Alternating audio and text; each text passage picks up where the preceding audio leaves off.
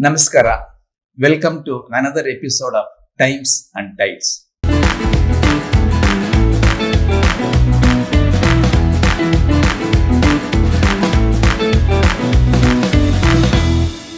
You may all not know that the corridors of Samvidhan Sadan, the old Parliament House in Delhi, has a set of series of tens of murals in most colorful manner and highly detailed events of the history of Bharat. All these murals put together are intended to tell the entire gamut of the story of Bharat. Unfortunately, not many of us have the occasion or opportunity to go and visit them and view them. Imagine for a moment if each of these murals comes alive in front of us and starts narrating their story of the history of Bharat corresponding to that particular mural and gives us the details of the people, their culture, the ethos of their living systems and all such details. How wonderful it would be.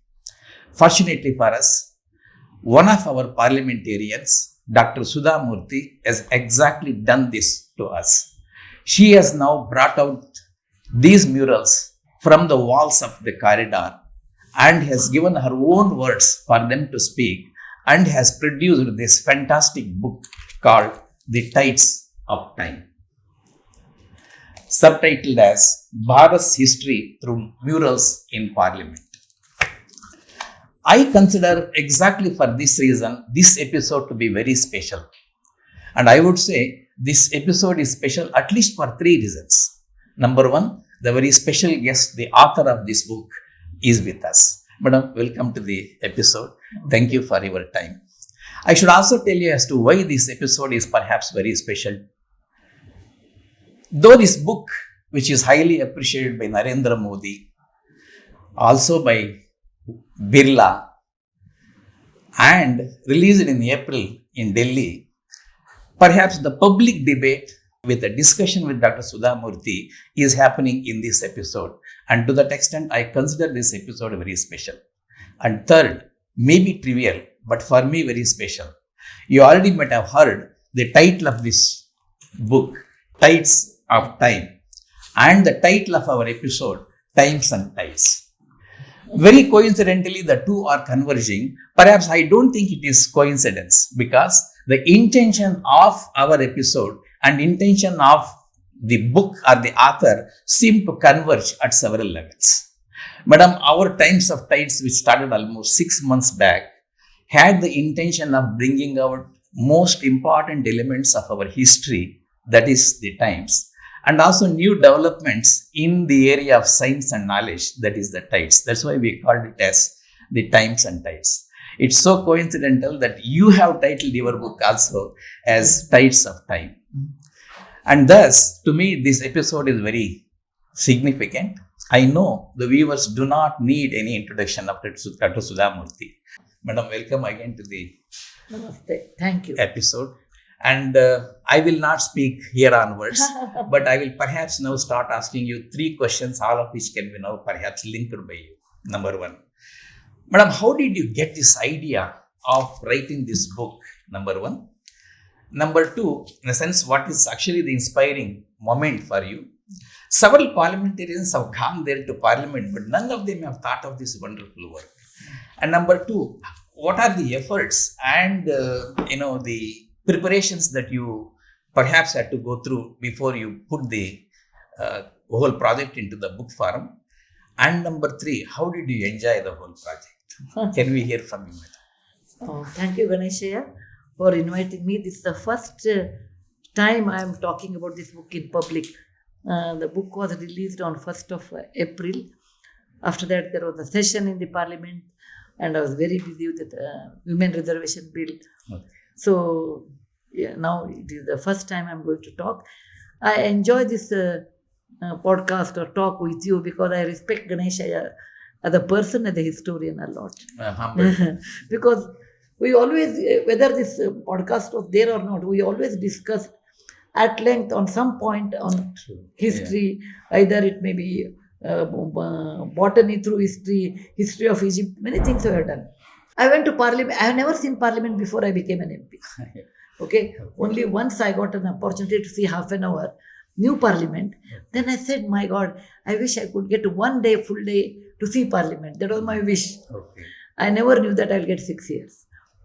So on March 14th of 2024, I sworn in as a nominated MP in Rajya Sabha.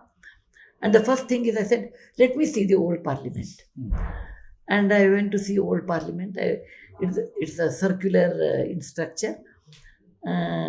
Shaped after the Yeah, famous temple. and immediately I felt it is like one of those Padavali, Mitavali near Gwalior, where Chausashti Yogini's temple is there. Yeah. It is similar to that, I felt, because there are 64 Chausashti Yogini and inside is the main Kali. It is maybe more than 1,000 years old or something. So I got that idea, and there was nobody to tell yes or no. And I saw the walls of inside the circular walls of the Parliament, and there were beautiful murals.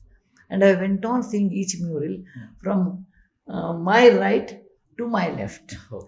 The first one was Mohenjo-daro, the last one was Subhash Chandra Bose and 1947 flag hoisting under Red Fort. And then I said, what it is written below each mural? It is a bronze, copper, bronze one line explanation. Mohenjo-daro. So I said, because I know history, I understand. But if somebody does not know, like what you said, the murals can open up and talk. I always feel if only stones can talk, we will know our history very well. But stones cannot speak. So we should become their voice. I always feel I should write because I am the voice of the voiceless. I feel that. So I thought, let me work on it. And I went to the library. You have a huge library in Parliament. I asked, do you have any document, anything regarding these murals? They said, we have a few. They showed me it was a pamphlet giving numbers, and instead of one line, there are maybe 3 line explanation. Okay, not much. And then I said, do you have any published book? Because there are enormous amount of books on Parliament. I did see one book with a few murals. And this time it was not 3 lines, it may be about 7-8 lines. But I felt they were not authentic because you have to cross-check many things. True. But there was nothing like one book with all these things. It was not there. And again, I went to Parliament. That time I saw a group of children. They came to see Parliament. And particularly children from Delhi, NCR area, they come. It is easy for them to come, see both Parliaments. And we always encourage, the government also encourages such things. Okay. And I caught hold of children. Being a teacher, I always have this habit. Okay. Tell me, children, you have seen all these paintings. Tell me, what do you understand? Some people, younger children, teenagers, we saw some paintings. Can you recognize? And some of them said, oh, Rani Lakshmi Bai. They knew Rani Lakshmi Bai. And one said Subhash Chandra Bose. And that's it. And some elderly 10th, 12th class, I asked them, what do you? They said, little bit of Mohenjo-daro, we know. Little bit of Buddha, because you can see Buddha there. But not much. And I said, if there is anything on this, will you read? He said, yes. If there is a book giving explanation to each mural, would have loved to know. Okay. And they left. And that is the main reason I thought I must write that what murals can talk. And there are 58 murals are there. Yeah. And I must have gone around maybe more than 100 times. My God. Okay. So like a pradakshina. Okay. Because to understand each mural, the size, the picture, and the combination of, there are many combinations of scenes are there. And in the process, I learnt a lot. I thought I should write, but I did not know from where to start. Because I am working with, the first time in my life I was working with the government. So I did not know the government rules. Okay. And it is not the painting is there, I'll write my book. It is not there. Because the paintings belong to Parliament. Okay. It is their property. Okay. And I'm only an author. To what extent I should write? Who will be my audience? Audience or Reader. Those things I was thinking, number one, how to get permission. Number two, or who are my readers. Number 3, what extent I can go in depth. Okay. Number 4, in case I do, who will publish? They are my important things. I went to Parliament and Om Birla was the speaker, it comes under him. Okay. He said there's no problem. Okay. And he said there's one Secretary General Utpal Kumar thing is there. Actually, I met them in London. Okay. I was in London and there was India was hosting a dinner. Okay. Rishi was there, he was not able to make it. Okay. Anyway, they called me on the India side. I had an invitation. I went. There I met Utpal Kumar Singh, who is the Secretary General of the Lok Sabha. Okay. And he himself is a good, well-read man. Okay. I said, sir, I've decided to write. He said, you talk, write a letter to Om Birla, it comes to me. Okay. I wrote to Mr. Om Birla, who is the Speaker of the Parliament, Honorable Speaker. He said, yes, you talk to Secretary General, because there is a hierarchy, there is a methodology, in government. And he was very kind to me. Oh. He said, you go ahead. I said, who will publish all those things? That we will see it later. First, you prepare your draft. And it should be very authentic. There should not be any error. Historical facts error. Factual error should not be there. It will be checked by the historians. Yeah. And I am not a history degree holder. I am not a BA history, MA Not history, a professional historian. professional historian. Yeah. It is my love for history has brought me to this. Okay. So I should be very particular. And it should be a British English, not American English. Oh, this I did. Oh, there are many America in this one. Okay. And it should be checked by 7-8 people. Okay. And everyone should say there is no error. Then only it will go for printing. Okay. And it will not be printed in any commercial house, like publication. Like I am always writing for Penguin Random House. They cannot do, because this is the IP of the Lok Sabha. Okay. So we will see what we will do. But first you prepare. Okay. I said, fine. Then I said, okay, let me prepare probably for a layman who does not know history. Okay. Okay, and who wants to know history. For such people, I will open this book. Okay. And it should be authentic. So AI is data-driven software. Okay. If you get a lot of data, it gives the same data in a concise form. But these historical facts, nobody gives data. So you have to read corresponding books, like Ganeshaiah's time. You have to read at least 10 books on Silk Road. You want to write on Milinda Pannu. You should definitely know about Milinda Pannu's time in old history books. In Wikipedia and Google, you get a little bit Milinda Pannu was this, that. But when I'm writing on Milinda Pannu, 550 words, I cannot depend only on Google, because it's not 100% true. Okay. So I have to go for the corresponding Milinda Pannu's time. So every book requires, every mural requires. That means you have put in a lot of time into this. Actually, I put 2 years. My God. Okay. Continuously 2 years. Okay. Neither to left nor to right. Okay. All weekend, whenever I'm in Delhi, Okay. I worked on this book. Okay. Even the parliament, sometimes, the sessions were cancelled. People in the parliament, old parliament, the security people, everyone knew, because I would go and stand and gaze Okay. and make notes. Do I miss anything in that? Okay. Then one security person told me when the book was inaugurated, Yeah. I remember, madam, she will, there was a ladder which was kept to clean the corridor's chat, I will climb the ladder because it is quite, on the top I wanted to see something. Okay. That is the subject which you like the most. The naval expedition of India in the Far East and to the West book. Okay. Far East, little bit I knew, Okay. but West I was not aware. Okay, West I knew, but exact one. There was some symbol was there. So he said, I saw this old lady climbing the ladder, looking at that, and from there I will call my sister, Okay. who is also a history buff. Yeah. For Charaka and Shushruta, I called her. She said, look, take the photograph. And with my iPhone, I will take photograph. And then look at the leaves and describe the leaves. Because he's the father of Ayurveda. So what plant he would have used, would like to know. And his Charaka and Shushruta had this operation set. They are also instrument. You take only that photograph and bring back. So it was an enormous amount of work. Enormous. Okay. I can understand. In fact, while reading the book, you get a feel that you have hidden 1,000 elements that you might have studied, well, you have only given 1 or 2 elements of your study. Then, Teresa joined me as a lamp, that is legislative assistant to the member of the parliament. They get one person. And fortunately, she was interested. Okay. And she did not know a lot more about history. I said, here is my target.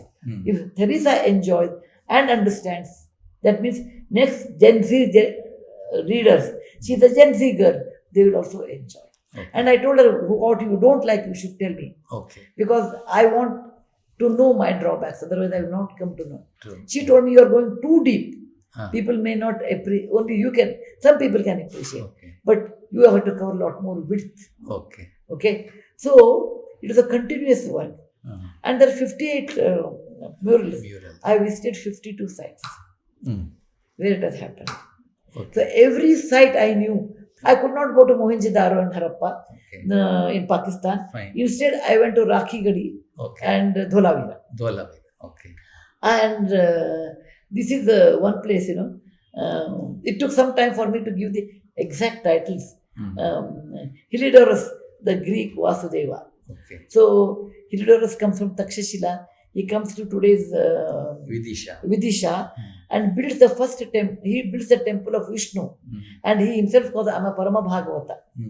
And and he makes the Garuda Gamba, what you tell in Kannada, a pillar on that. There is a Garuda sitting, and there are 3 inscriptions. One in Greek, other one is in Brahmi, and then one is in it is like a Rosetta stone kind, and one he refers Mahabharata the 3 shlokas. Okay. It is, and when I went there, I asked local people, what is this? They said, it's a Khamba Baba. Whenever you are not well, we'll pray and we'll be all right. Okay. The temple, Vaishnava temple, Vishnu temple has disappeared. Yeah. He took a name Heliodorus to Vasudeva. So I called him Heliodorus, the Greek Vasudeva. Okay. Okay. And then his painting also gives the combination of Greek music instruments and Indian music instruments. Okay. So, and he, the person who was sitting on the throne is the descendant of the Pushyamitra Shanda. Yeah. Okay. Kshatrapas. Kshatrapa, that one. Yeah. So I went to Vidisha to write that panel. My gosh. Okay. Then one I wanted to write about the Ashoka pillar in Firozshah Kotla. Madam, before you go ahead, can I? Please. One question came to my mind when I was reading your article on Heliodorus. He is Vasudeva of Greek, and he went to Vidisha. As I understand, Vidisha is the place where Mahadevi, the lady whom Ashoka had loved, converted Ashoka to Buddhism. No, that I will not agree. Okay. Mahadevi, Devi, or she was known as a Devi or Mahadevi. Okay. She was the daughter of a great, famous merchant from Vidisha. Correct. And when Ashoka was the governor of that area, Ujjain area, that called Avanti Pradesh, he got married to her. And she had 2 children from him, Mahendra and Sangamitra. But Devi was, historically they say, Devi was the one of the relative of the Buddha Shakyamuni. Okay, so she was born as a Buddhist, and she was a great Buddhist person. Is what I have heard. Yeah. And the Sanchi is because of her, is what people say. May not be. Okay. But nothing changed. That did not change Ashoka at all. Ashoka became emperor, and after Kalinga war, he was moved. Okay. And that made him more than Devi's influence. Okay. And then this was built. Okay. But Devi was one of the factors made him softer. But only Kalinga war made. Okay. Then he could see. Okay. Devi must have told, but he opened his ears after that. Possible. And Devi was responsible for Sanchi Stupa. After he became. Okay. He respected Buddhism. It is one of the finest stupas.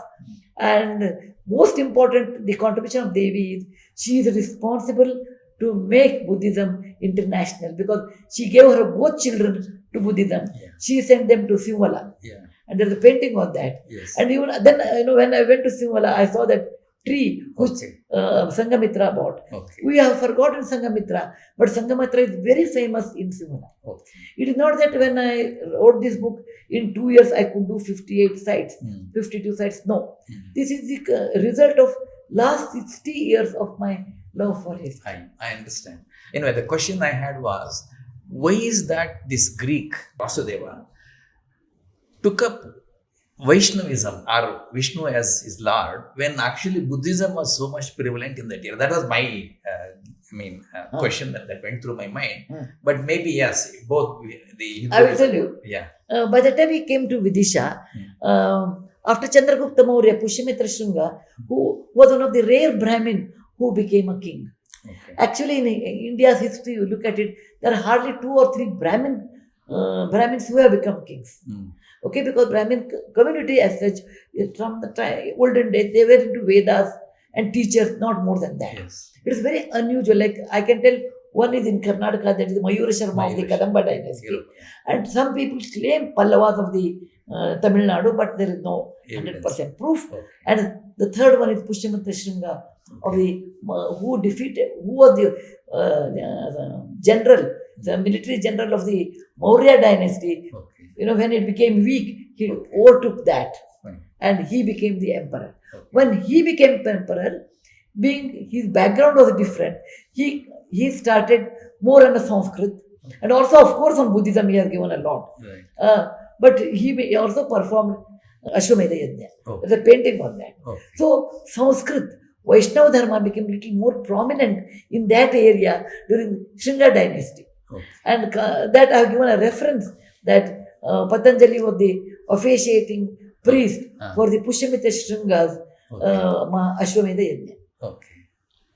Yeah, fine, madam. Now, shall we now come to the book, perhaps? Please. Yeah. I know you have taken the whole story from almost 10,000 years BC in Harappa Mohenjo-daro to Subhash Chandra Bose. In fact, I was very happy to see Subhash Chandra Bose as the last mural there after the flag hoisting. It should have been actually this way, but that's okay. That's okay. But I think we will not go in the series that we have gone. Definitely. Because let the readers identify the sequence and all that. But it very clearly demonstrate, time-wise, chronologically, the history of the entire country, Bharat. Madam, I began to now relate my reading of your book with Nehru's discovery of India. If Nehru's discovery of India is by a freedom fighter before India got independence, your book is a fantastic primer for the entire Indian community and for that matter even for people outside the country to depict the same sequence of the history as Nehru has done. And in that sense, this is a book by a parliamentarian in the independent India, when India is now becoming globally well known, and also when India is self-discovering itself. In that context, this will be, I would say, new avatar of the discovery of India. And I also wish that this book actually gets into the reading rooms of all the houses of the country. You call it a coffee book, but I don't think it can be called as a coffee book. This is a primer to me for everyone who goes through that. And so I will not like to go through in a sequence as you have actually done. Let us now take some themes that you can now skim through in our book. For example, I was very excited to see that you trace the evolution of democratic system from 2 eras in India. And I, in fact, will add a third era, so I'll come to that little later. One among them is Gopala. He really attracted me, when I started reading that. And the Pala dynasty is because of him. Can you describe on him, madam? I'll perhaps come to the earlier, democratic system. Let me talk to the middle one, that's Gopala. Yeah. Actually, when I'm doing, I knew that, but when I did a lot of research, I was so convinced and happy. Today, when you look at Bengal, which was called different name, Gauda Pradesha, this and Vanga, etc. But 1000 AD, Karnataka, Kalyana Chalukya, Vikramaditya the sixth, along with his assistant Lakshmana Sena from Dharwad, that is Narendra they call.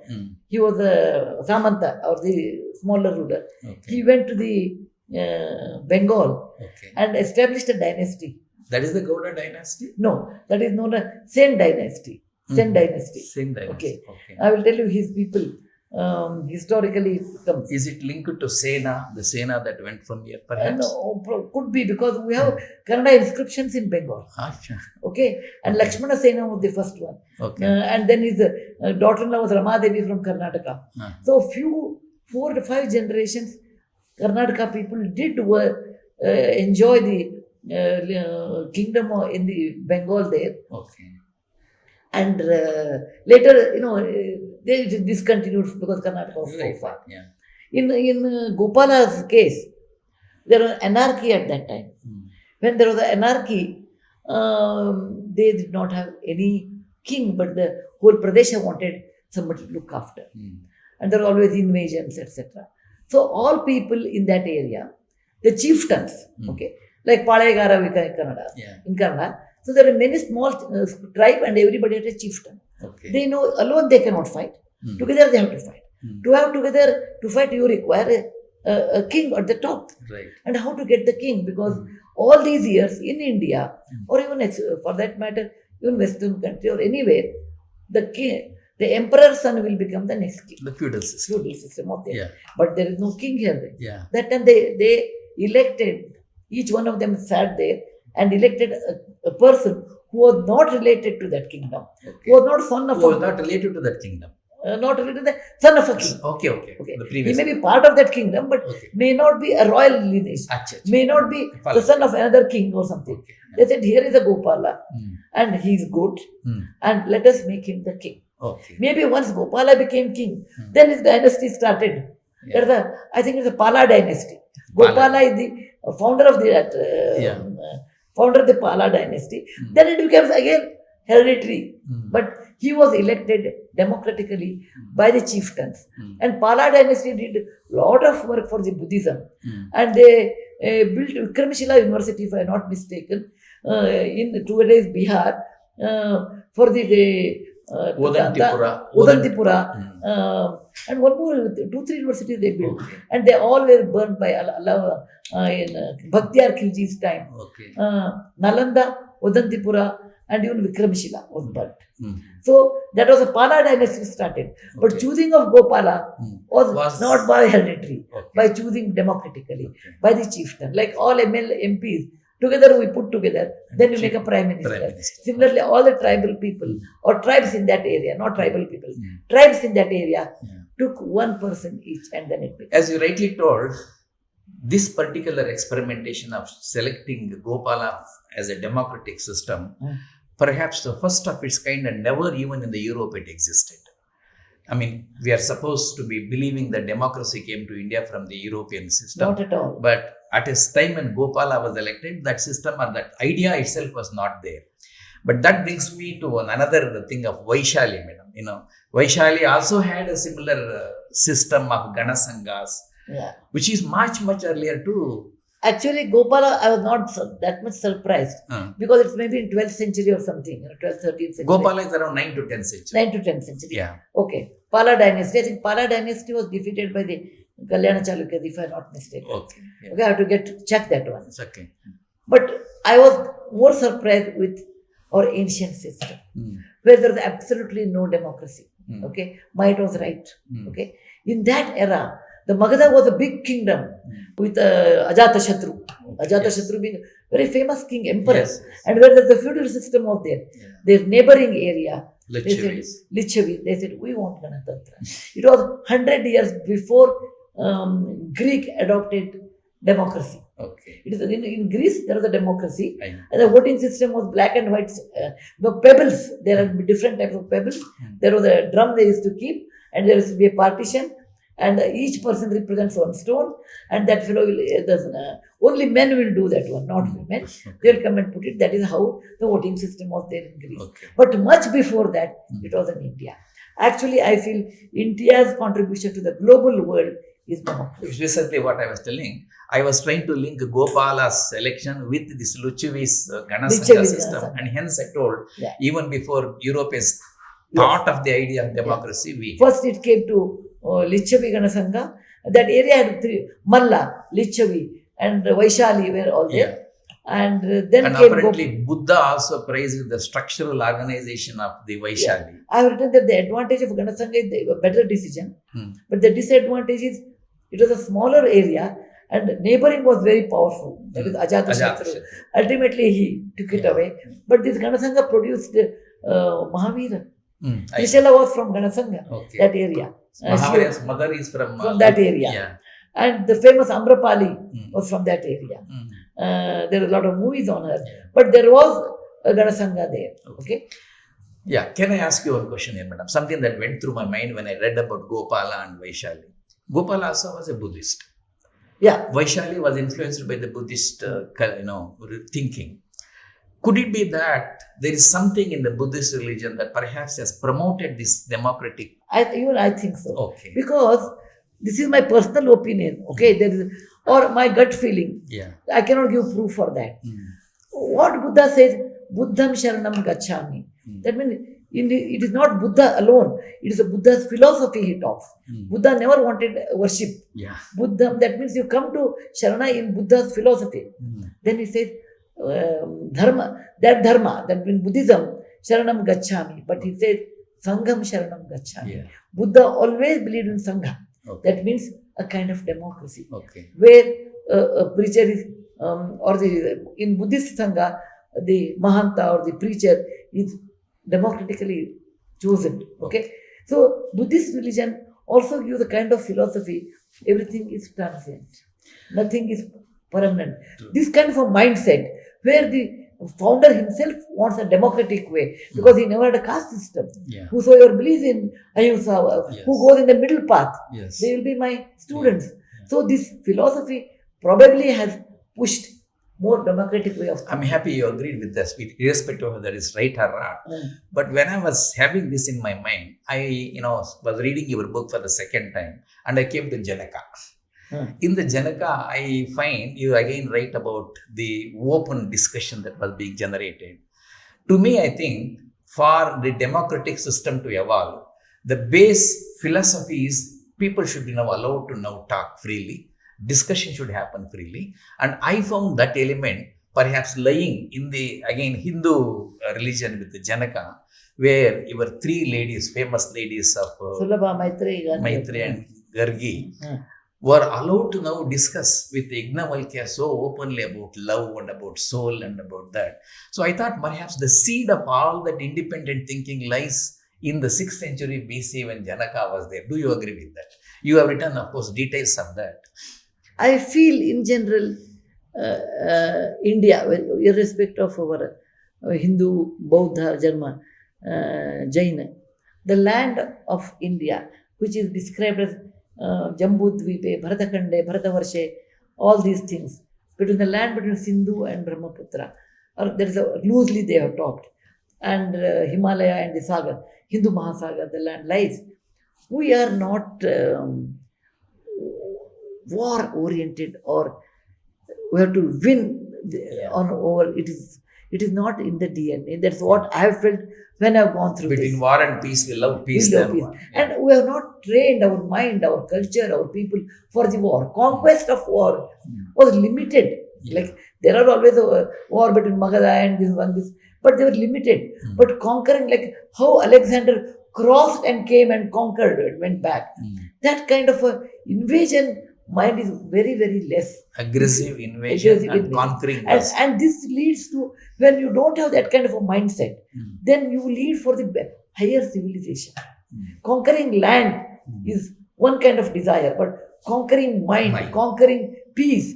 And you can see your Rigveda and all those Vedas, where they were developed between Sindhu and Ganga Pradesh in olden days, because there are a lot more people used to stay there.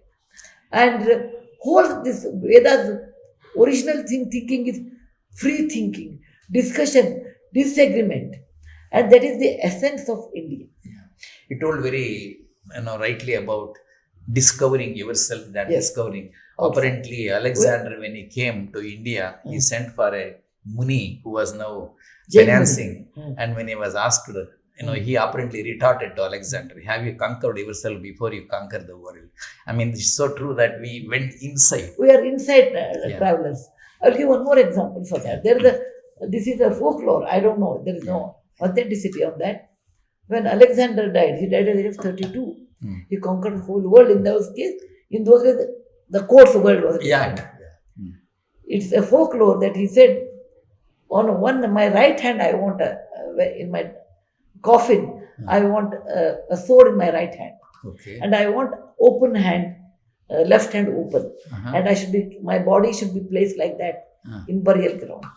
The reason they say, he said, with my sword, I conquer the world. Okay. But when I'm going with empty hand. And because he had a Jain Muni with him when he went back, who talked about life, who talked about death. The whole Indian philosophy is inward journey. That's the reason there's a Milinda Panno, I want to tell you. Menander, the Greek king, wants to know what is this India? What is this philosophy? Even all these things they don't want to conquer. You have written books on Far East. We have never taken our king, our army sword, except Rajendra Chola, who controlled that area. He was also invited by the kings there. Sri Vijaya, because of their internal this one. Or Cambodia, we have never taken a sword and gone to Myanmar, Thailand, nowhere. It is our culture, and that with our traders it has gone and it became popular. So by nature, Indians, today you can call it a different religion, but by nature we are all Indians. And our nature is always inward journey. I will come back to my rather belief, which I call my own argument, madam. The reason why perhaps the democracy was thought of in India much earlier to anywhere else in the world or any other civilization is probably because of this freeness given for the thinking, like what you explain in Janaka's thing. But because you told about Milinda, that reminds me of another topic that I again saw through your book. How frequently people who came to India have fallen openly for our Indian culture, the adoption of Indian culture by outsiders. And a number of these people, Milinda. In fact, when I heard that name, I never thought he's a Scythian king. And the name looks so much Indian. Or we have accepted the names to be Indian, we don't know. So if we can kindly now give more details of this. I will tell you first time. And in fact, in other words, I want to know, perhaps spend some examples of how outsiders have come and adapted our India. Many things I can tell. For example, first time I realized this in the year 2006.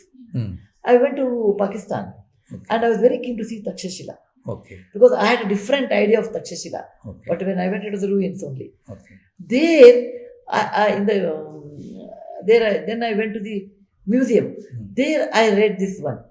Greek general who accepted Hinduism, Demetrius, I think, he took some other name, Indian name. First time I realized there. And you look at Punjab, actually Punjab was the main entrance to the India. Gateway. Where you had gateway, you had Romans, you had Greeks, Mughals. Mughals, many people. And you look at their cultures, when you look at that culture, even the language, you see there is so much of influence of other people.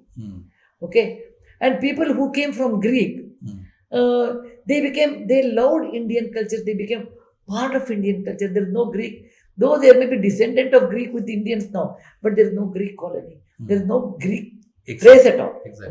Similarly, we have in fact otherwise the Greeks erecting the Vasudeva pillar.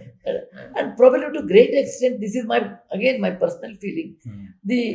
Indians used to worship nature, Prithvi, Aap, Tejas, Vayu, Varun, the 5 elements. They used to, they are their gods, and which you can see that residue of that you can see in Bali today.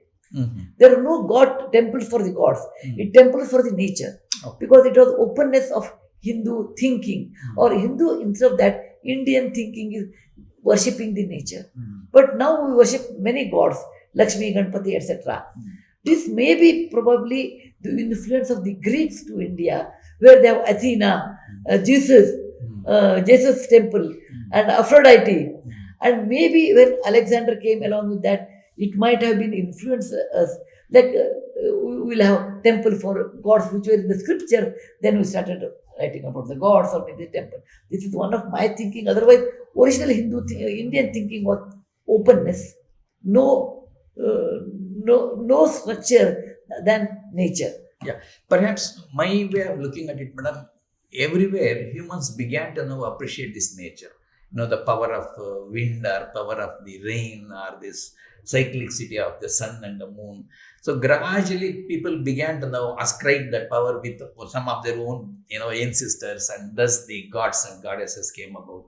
In India, because the populations were in splintered thing, they had their own. But eventually our avatar concept bound everything into one. All gods are one, which perhaps is the most fantastic discovery. Nowhere in the world. Nowhere in the world. Fantastic discovery that it bounded all the gods into one and told no god is superior, no god is inferior, all gods are equally good. Democratic again. Perhaps the avatar concept and the fact that we are all equal, and similarly our gods are all equal, is the reason why we are different from others. Yeah. I'll give one example. In 11th century area, 1053, Shantala, who was born in Karnataka, is it a Belligame? There's a university. There's a university there actually. Then Belligame. Her mother Machikappe was a Jain. Okay. Her father was Shaiva. Okay. So it was very common. Husband belongs to one faith, one faith believes, religion, wife faith. believes, and they married and they had normal life. Yeah. That was there And in the India. person who married her was a Vaishnava converted into Jaina. Yeah. So it was a porous transaction, porous way of walking into anybody. Yeah. But never had a cement wall. We never had that. Yeah, which is perhaps what was appreciated by the people who came from outside. Take Rudravarma, Rudradaman. I wanted to come to Rudradaman, that. yeah. That is Rudradamana of the Scythian. Who are these people? People on the east side of the Iran. They had disagreement. They left. And they came to west coast of India. So today is Gujarat, Maharashtra, Konkan area, and all they came. And they were called Kshatrapas later.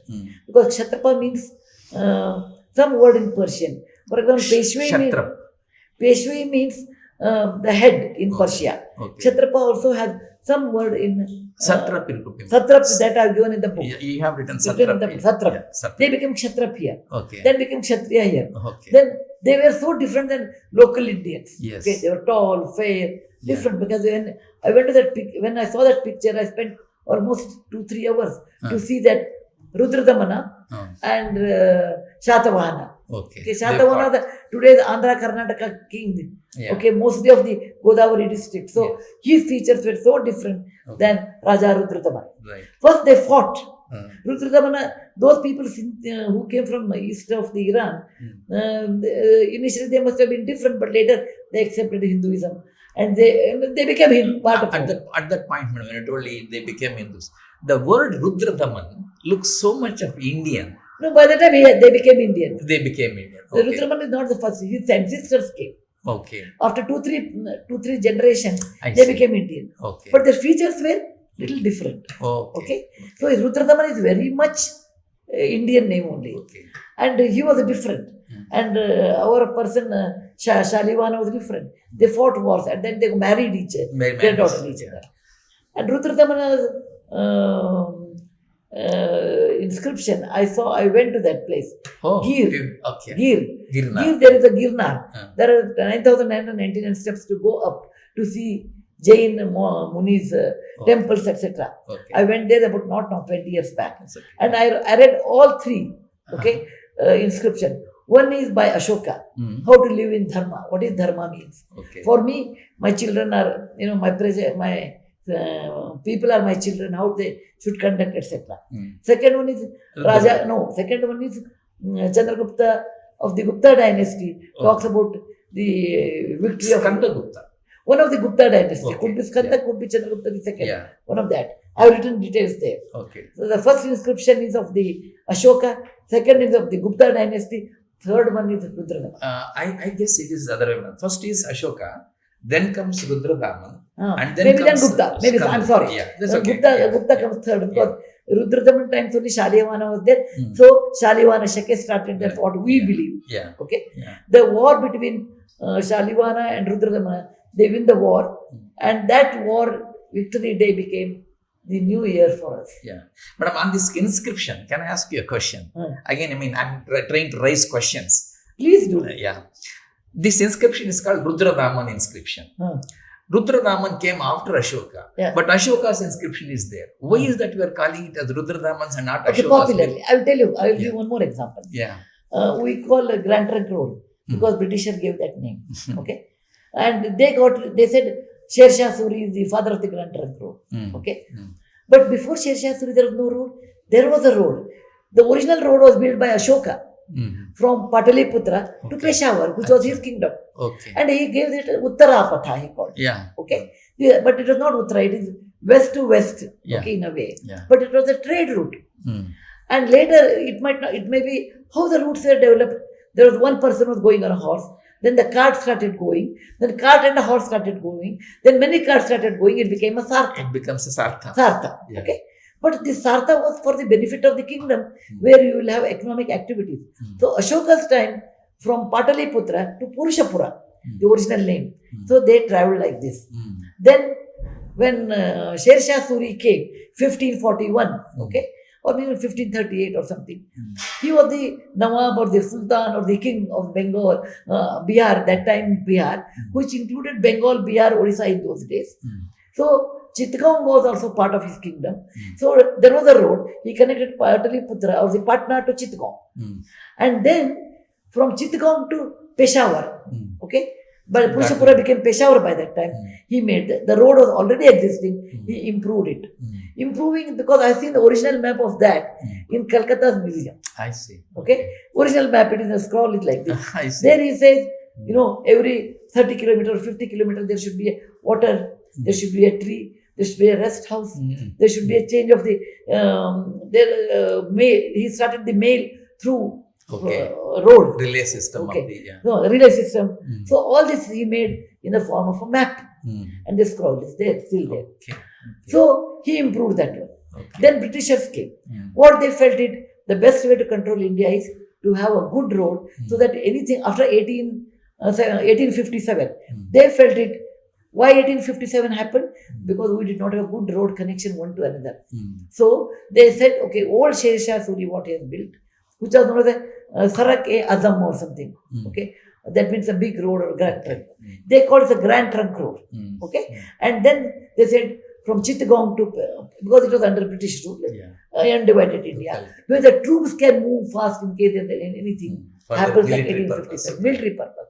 So today we say it's a Grand Trunk Road. We should say Uttarapatha. Why would we say? And because, in fact, there was Dakshinapatha linking that to the south. Because why Odisha became poor now? Because it lost the trade route. Even today, the trade routes of the past, which are vibrant and known to us, one is Ujjain, may not be as famous as that in olden days, but Varanasi was the melting point, meeting point. Dakshina Uttarapatha used to cross at Varanasi. And even today, it is vibrant for various reasons. So, the latest one got the first. The last one is the first. It became. But if you really want to go back, we should say it is Ashoka's inscription. But Ashoka's inscription are available in so many places. So people might confuse. Okay. Or Chandragupta we can say, or the Gupta dynasty, they are not as much as Ashoka. They are still there. But last one was Rudradamana and he became famous. Skandagupta. Skandagupta. But he became famous only because he writes about repairing the lake. I mean, again, you get these nuggets in the book when you start reading of how people from outside have come and have adapted our culture.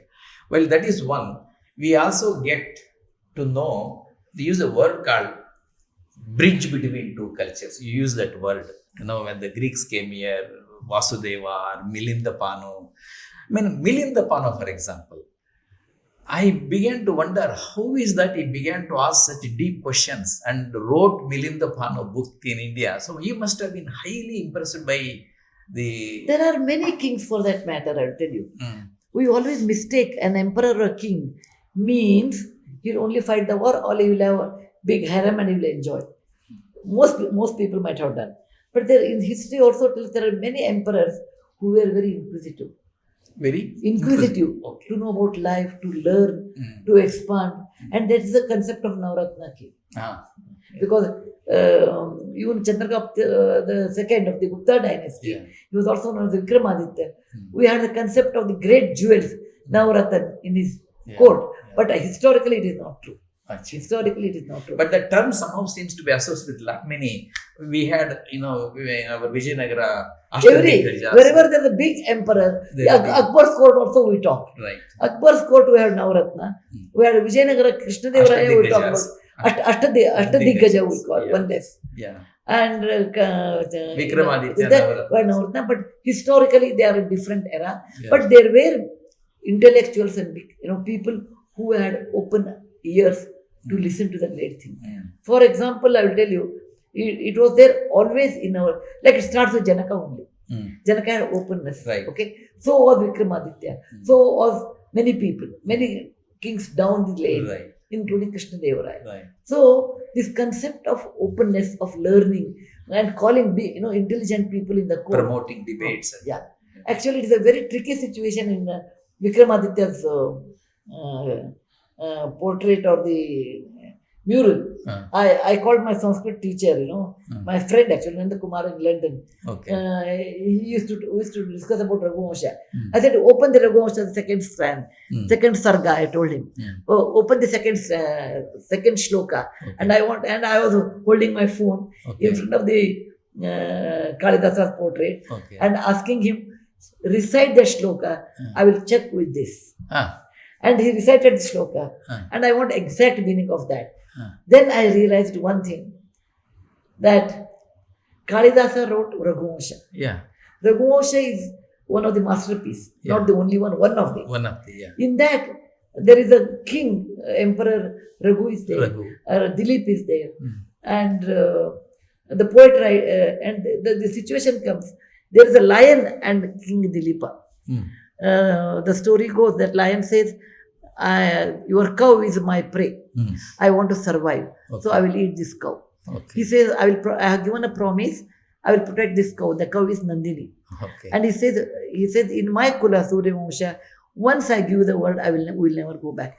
Pran jaye, na vachan na jaye. It was coined in that time only, the 4th century BC. Sorry, AD. The conversation says, then he says, oh king, you are handsome, you are these things.